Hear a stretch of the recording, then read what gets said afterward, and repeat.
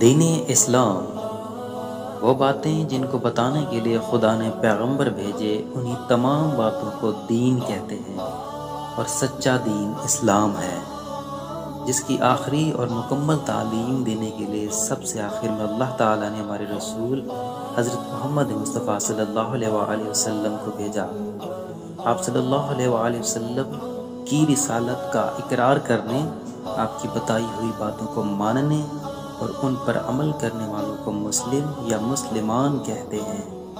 वो अल्फाज या कलमात जिनको ज़ुबान से कहना और दिल से मानना हर मुसलमान के लिए ज़रूरी है, उन्हें कलमा शहादतैन कहते हैं। कलमा शहादतैन ये है, अशहदु अल्ला इलाहा इल्लल्लाहु वहदहु ला शरीका लह व अशहदु अन्ना मुहम्मदन अब्दुहु व रसूलुहु।